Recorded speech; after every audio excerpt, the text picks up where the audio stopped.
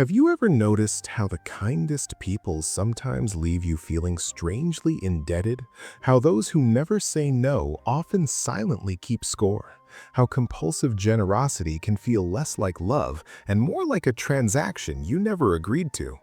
There exists a peculiar phenomenon in human relationships, kindness that isn't kind at all, not cruelty in disguise, but something more subtle. Kindness wielded as currency, performed as identity, used as control. We've confused the performance of virtue with genuine care, and the cost of this confusion runs deeper than most people realize. This isn't cynicism.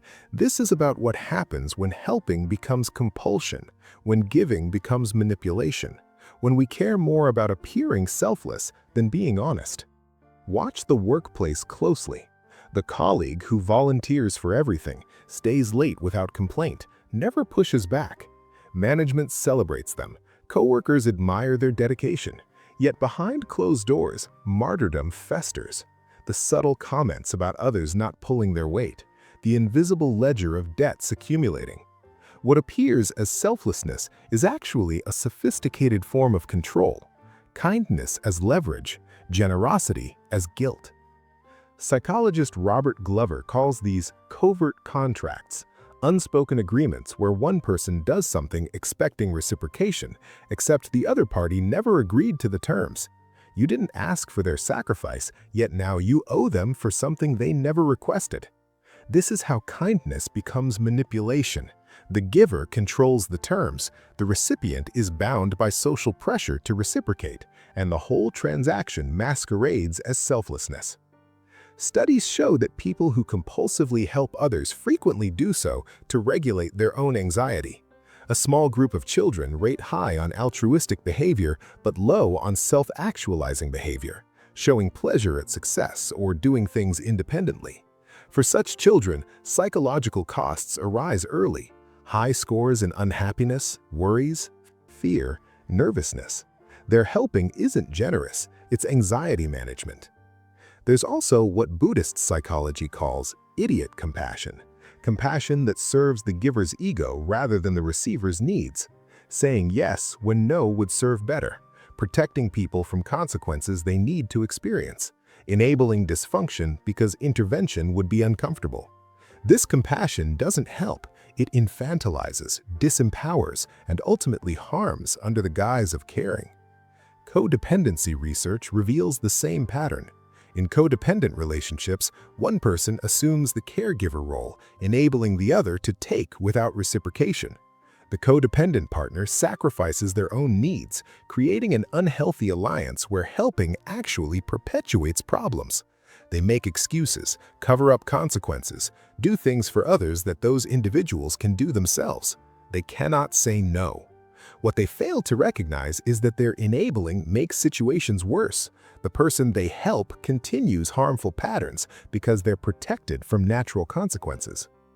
What's happening beneath all this is a fundamental confusion, mistaking niceness for goodness, compliance for compassion, self-erasure for selflessness. True kindness requires boundaries. It requires the ability to say no. It requires enough self-worth that you're not desperately seeking validation through service. It requires honoring both your needs and others, not sacrificing yourself and then resenting them for your choice. But our culture doesn't teach this. We teach that good people don't have needs, that virtue means endlessly giving, that boundaries are selfish. We celebrate self-sacrifice while ignoring the resentment it breeds, the power dynamics it creates, the inauthenticity it requires. Philosopher Friedrich Nietzsche understood this when he wrote about slave morality, the way the powerless weaponize virtue. When you can't assert power directly, you assert moral superiority. You make others feel guilty for their strength, their boundaries, their refusal to self-sacrifice. Kindness becomes the cudgel of the resentful. Generosity becomes subtle domination. The martyr controls with guilt what they cannot control with force. The cost is immense. For the compulsive giver, it's exhaustion, resentment, and a life built around others' needs while their own remain unmet. They never develop authentic selfhood because they've outsourced their worth to others' validation. They never experience genuine intimacy because intimacy requires honesty, and they've built their identity on hiding anything that might displease. For those on the receiving end, the cost is different but equally damaging. They learn they can't trust what appears as kindness.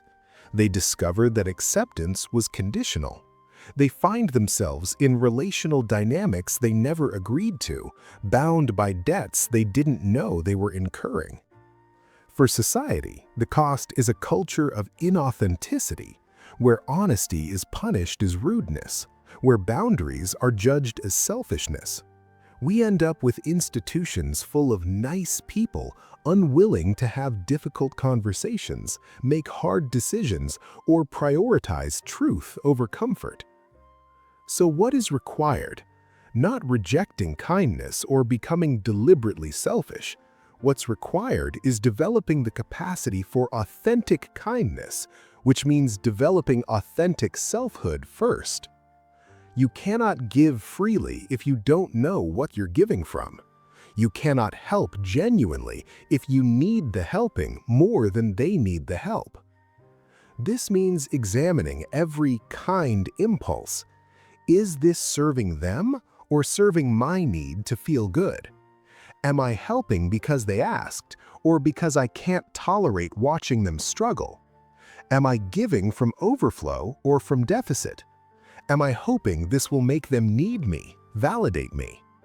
It means developing the courage to say no, to let people experience natural consequences, to allow discomfort when discomfort is what's needed for growth, to prioritize truth over niceness when truth is what serves. Real compassion sometimes looks like boundaries, like honesty that stings, like letting people carry their own weight. The path isn't easy. People invested in your compulsive kindness will call you selfish when you stop. Those who benefited from your self-sacrifice will accuse you of changing, and they'll be right. You are changing. From performed virtue to authentic integrity. From kindness as transaction to kindness as choice. You'll lose relationships built on your depletion. You'll gain relationships built on mutual respect. You'll feel guilty at first, the guilt of a lifetime believing your needs don't matter. But gradually, that guilt transforms into freedom, the relief of relationships based on truth rather than performance, the dignity of knowing that when you're kind, it's real. This comes at a cost. You will be misunderstood. Those who perform virtue will judge you harshly for stopping. You will have to get comfortable being seen as less than saintly. You will be called selfish, difficult, unkind by people who mistake your honesty for coldness because they've never learned the difference. Yet perhaps this is the only path with integrity. Perhaps what we actually need isn't more people sacrificing themselves on the altar of niceness, but more people willing to show up authentically, with their needs, their limits, their truth. The pattern will continue. Most will participate without seeing it, but some, the questioners, the honest, will see, and in seeing will choose something different. Not cruelty, not selfishness, but kindness that comes from choice rather than compulsion. Generosity that flows from abundance rather than deficit. Care that honors both giver and receiver as equally deserving. This isn't about being less kind, it's about being more honest, and discovering that honesty, though uncomfortable, is the only foundation on which genuine kindness can actually stand.